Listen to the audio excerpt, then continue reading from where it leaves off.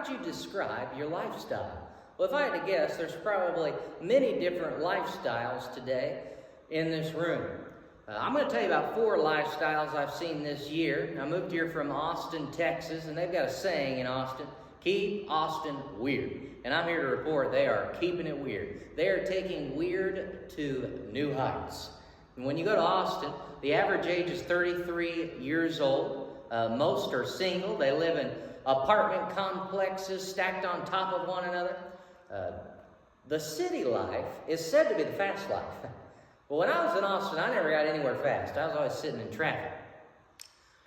Not too long ago, another lifestyle, I took a trip down to Rockport. And Rockport's like being on island time. I mean, everybody's got their flip-flops on, fishing shirts, a lot of fishermen, seafood. Nobody's in a hurry to get anywhere. And for some reason, there's karaoke at every restaurant.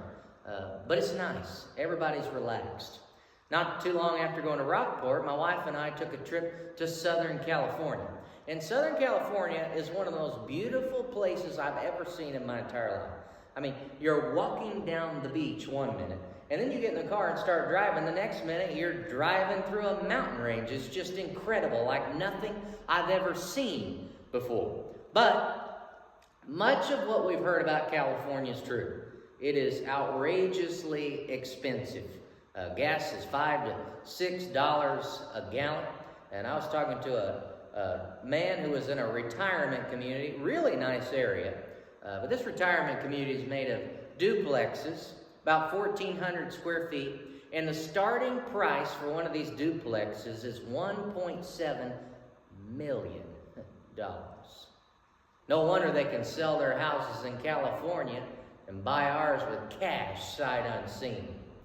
Then finally, not too long ago, moved here to San Saba, Texas. A couple of things I've noticed about San Saba is these are the salt of the earth kind of people. Do anything for you, give you the shirt off their back. Very family oriented.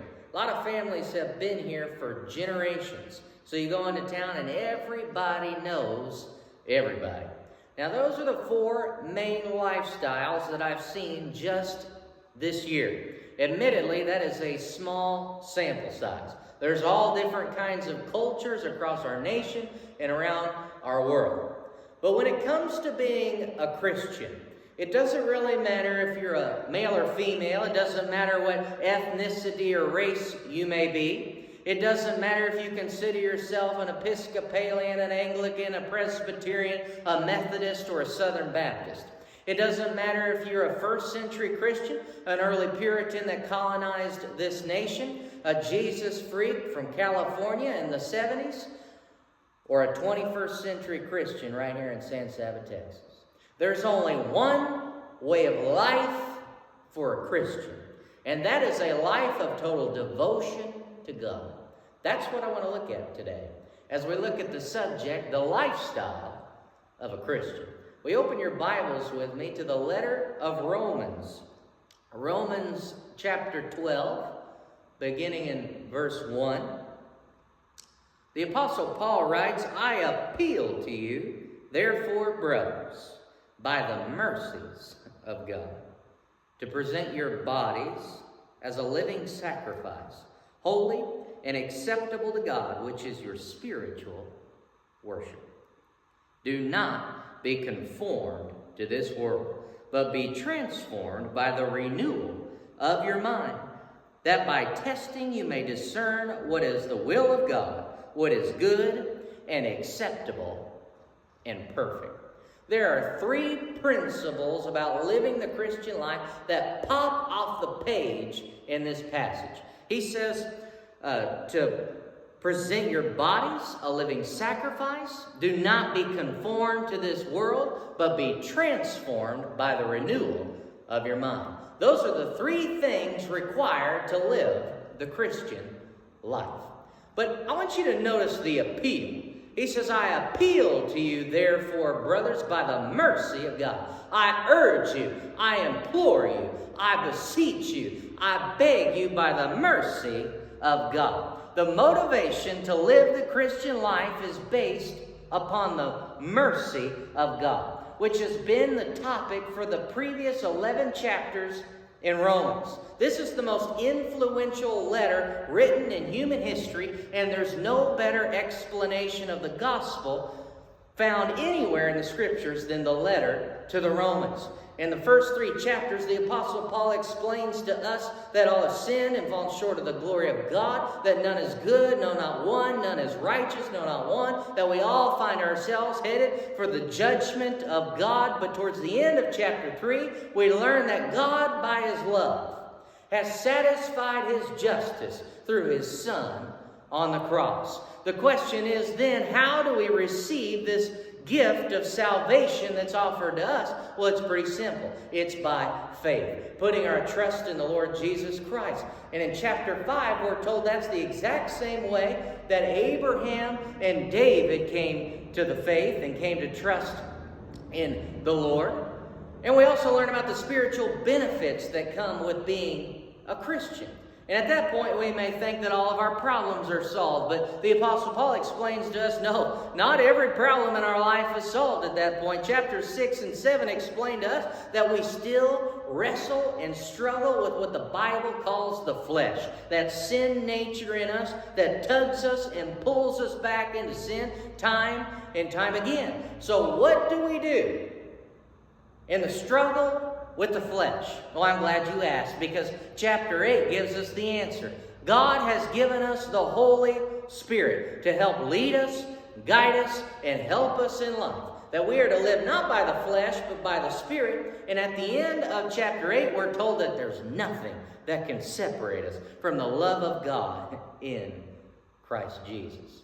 Then the question might be, well, if this is such a great salvation, why doesn't all of Israel experience it? That's chapters 9 to 11. And the very simplistic answer is that if you don't believe it, you don't get it. And if you don't get it, you don't experience it. God has provided a way through His mercy, by His grace, and we must come to Him by His terms. Therefore, I beseech you, brothers, by the mercies of God.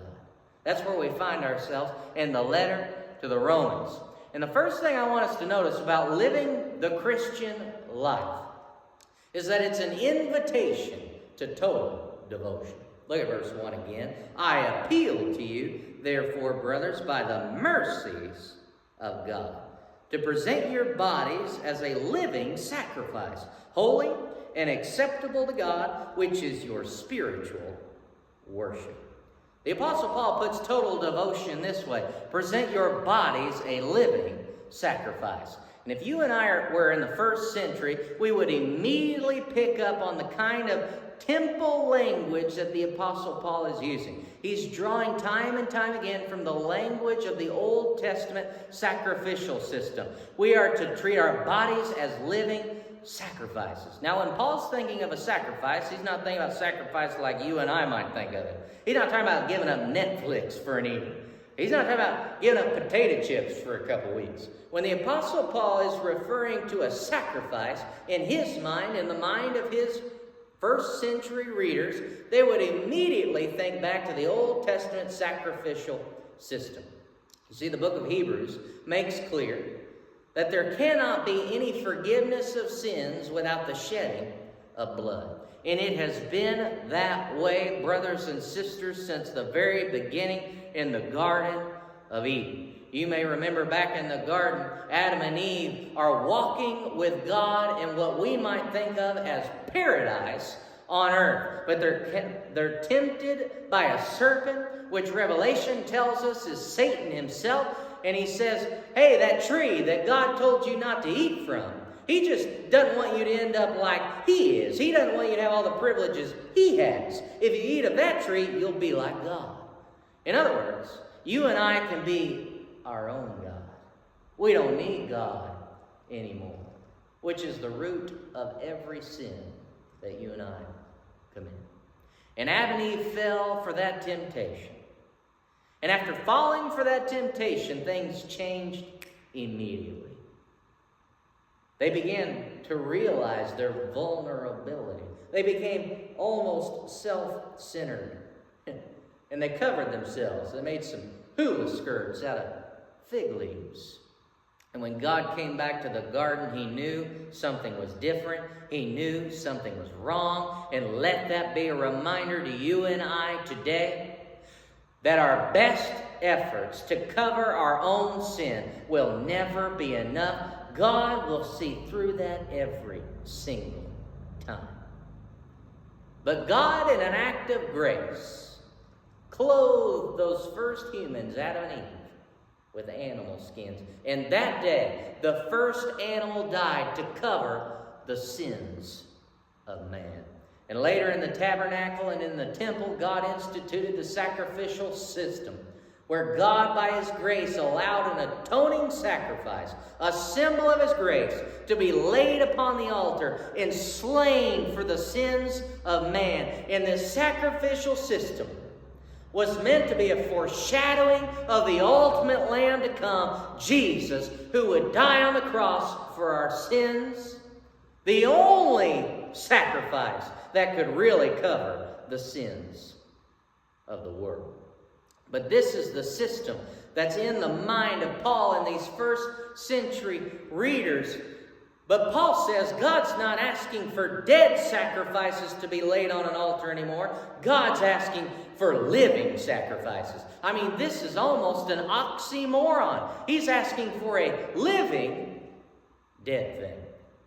I think Paul gives us some more insight in the letter to the Galatians when he says, "It is no longer I who live, but it is Christ who lives in me." Jesus put it this way: "Take up your cross and follow me." If you want to live the Christian life, you have to lay yourself on the altar before God and say, "I am yours." You lay your desires on the altar, your aspirations on the altar, your wants on the altar. You tell God, "Here's my hands. Do with my hands whatever you want to do. Here's my feet, God. I'll go wherever you'll call me to go." You give God your tongue, lay it on the altar, and you say, "God, I'll say whatever you want me to say." And notice what the Apostle Paul says about this lifestyle. He says to present your bodies a living sacrifice, and this is the life that is wholly set apart for God and acceptable to God, and it is your spiritual worship. In other words, worship is not just when you and I come here on Sunday morning and sing a couple songs. It's not just when we wave our hands in the air like we just don't care. It's not just a prayer time in the morning or a Bible study in the evening. This tells me that worship is a way of life. We might define worship this way: giving your all to all of God. Or in this passage, laying your life on the altar before God. Y'all remember learning fractions for the first time? Few things were more frustrating than that. Because up to that point, all you've dealt with your whole life is whole numbers. And then all of a sudden, they throw these fractions at you. And once you figure out fractions, then they want you to multiply and divide fractions. And then if that weren't enough, they want you to convert fractions to decimals, decimals to percentages, percentage back to decimals, percentage to fraction, and it just seems to never end. And I remember being a little kid being so frustrated. I just could not figure out these fractions. I thought, you know what? It would be so much better if I could just deal in whole numbers. Well, if you today are like me and not a big fan of fractions, I got good news for you. God doesn't like fractions either. He doesn't want a tenth of you. He doesn't want 25% of you. He doesn't want 9/10 of you or even 99% of you. He wants the whole kit and caboodle. He wants all of you, 100%. A life of total devotion is required to live the Christian life. But not only must we live totally devoted, the Christian life is an invitation to radical separation. Look at verse 2. Paul says, "Do not be conformed to this world." Now, there are 3 different Greek words that can be translated in English as world. One of them means like the physical ground we're standing on. The second word is the Greek word cosmos. It's the word used in the Gospel of John, chapter 3, verse 16, the most famous Bible verse in all of the Scriptures. "For God so loved the world that He gave His one and only Son, That word for world literally means like the universe and everything in it. But this word that the Apostle Paul chooses in this passage is the Greek word aion. We get our English word eon from it. You ever seen somebody and you hadn't seen them in a while and they say, man, I haven't seen you in eons. That means ages. And in the mind of the Apostle Paul, a first century Jew, he splits history up into two different ages: the present evil age and the future age. In this present evil age, the Apostle Paul says that Satan is the god of this world, this age, this aion. And the future age would be what we would call the new heaven and the new earth. And if you are a born-again believer in this room, you are a little glimpse of the future age right here in the present evil age. But the difficulty that you and I have today is that we live within the tension of the two ages. We want to live for the future age, but we get caught up in this present evil age. We want to be about God's kingdom, but we get caught up in this kingdom. We want to be not of this world, but sometimes we're confined by this world. This is why the Apostle Paul says you cannot and must not be conformed to this world. Now that Greek word for conform is the word suschematizo. You say, suschema, what so? Listen for the root word, suschematizo. You hear the word scheme in there? Paul's saying this present evil age is scheming against us. It's trying to conform us to its systems. This word was used to describe a potter molding clay. Mold the clay and make a saucer. Mold the clay and make a cup. The potter applies pressure to conform the clay. And brothers and sisters, in this day and age, you and I are being pressured to conform. We're being squeezed to adopt the value systems of this world. And Paul wants to warn us not to conform to these value systems. We see it everywhere. We see the education systems conforming. We see the corporations conforming. We see government systems conforming. Everything is changing. They've changed in Disneyland. And you see it when your kids come home to you. And they come home from school. You tell them something and they say, but my friend said. And you have to set them straight. You have to remind them, I don't care what your friend says, I'm your mom. Well, sometimes as Christians, you and I come to God and we say, but the world says. And God has to remind us, I don't care what the world says, I'm your God.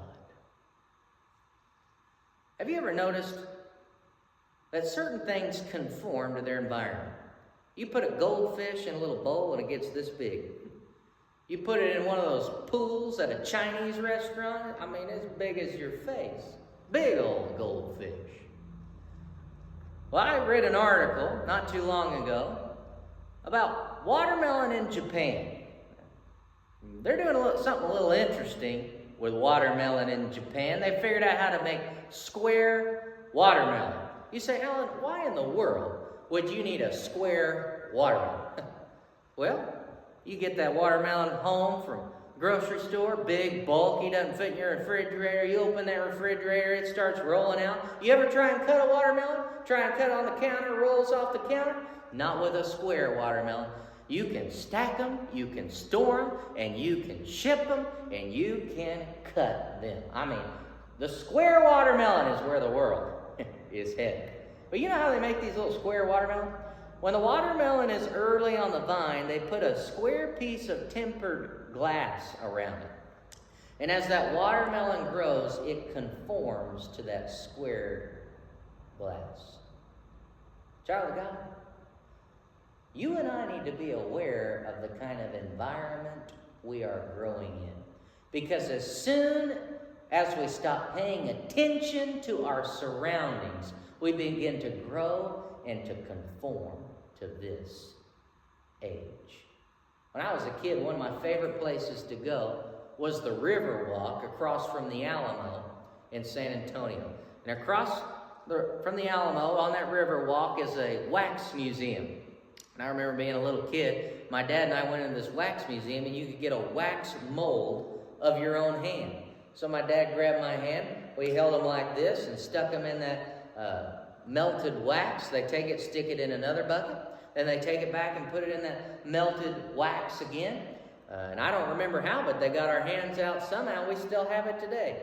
A little wax mold of my dad and I holding hands. But the way we made those molds was we thrust our hands down in that melted wax, and it conformed to our hands. From the Word of God to you today, Paul says the world is trying to get its hand in our congregations, trying to get its hand in our lives as Christians, and he's warning us, do not let it have its way in your life, or you will conform to the systems of this age.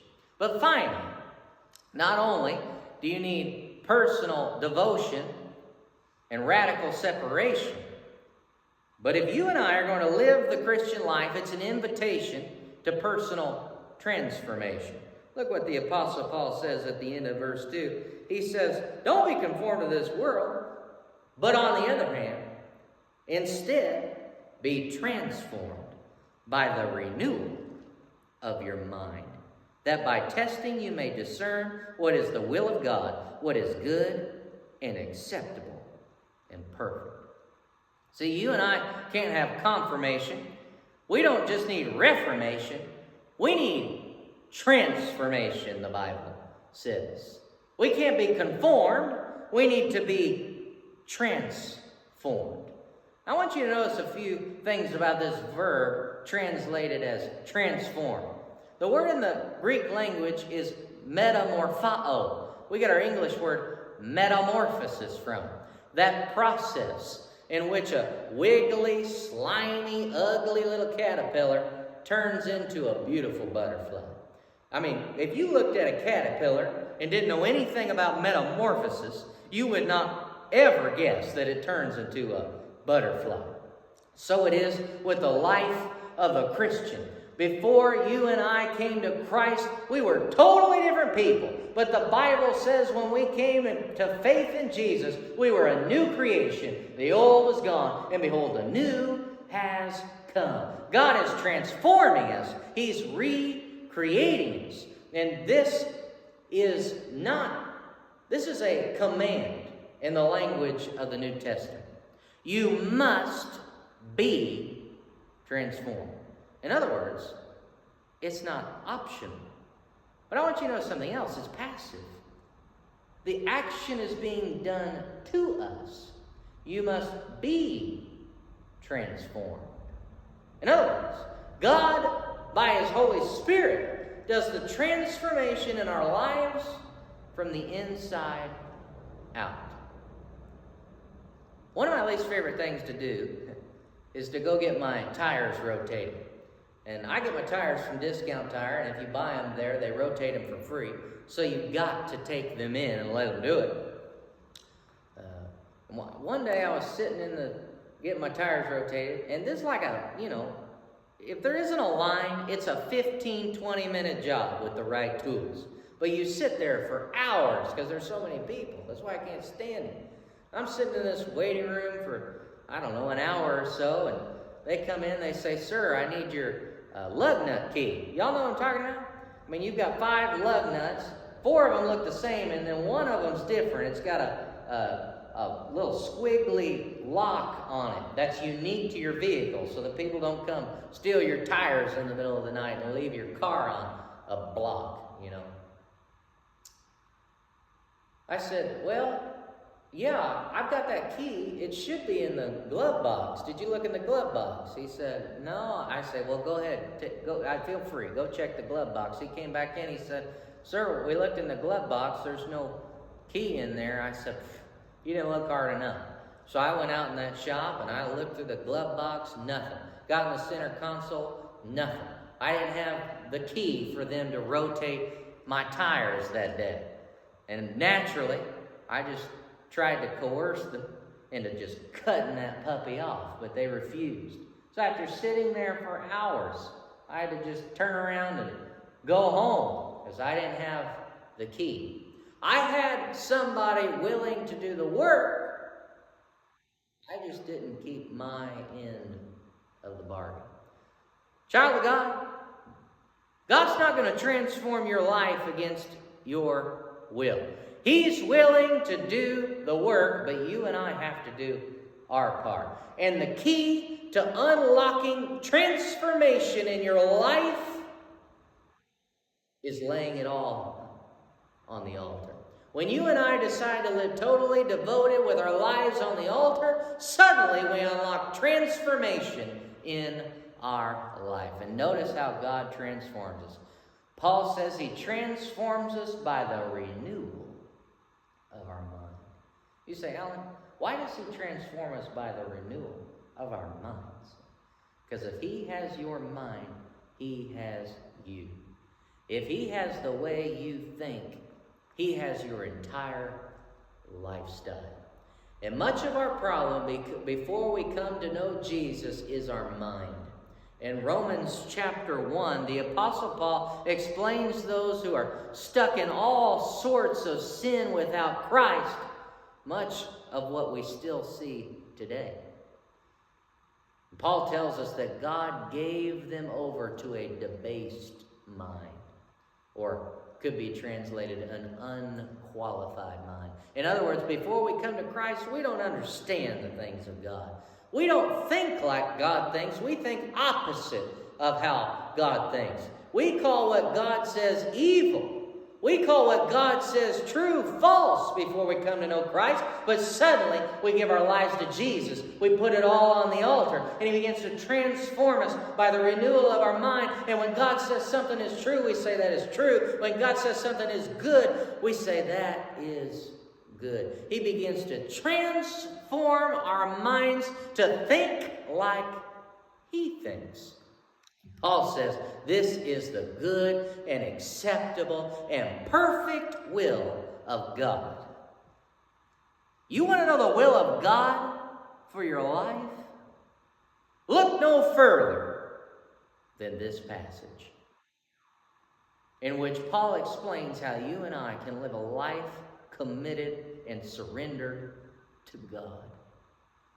Because when you and I are transformed by the renewal of our mind and begin to think like God thinks, suddenly you're not looking for the will of God anymore. The will of God has found you. You're walking down a path and God transforms and renews your mind, and you realize, I need to go down another path. Or you're walking down a path and God tells you in your mind, confirms with you that this is the path that I am supposed to walk on. A renewal of our minds. A very famous artist is named Michelangelo. Most of us probably recognize that name. He's got a lot of different artwork. It's not really my cup of tea, but you may like it. I mean, Michelangelo is so famous, especially for his sculptures, that in 1999, one of his sculptures sold for over $24 million at auction.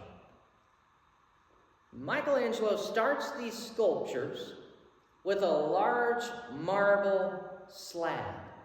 And then over years, he just takes away piece by piece, chiseling and hammering here and there.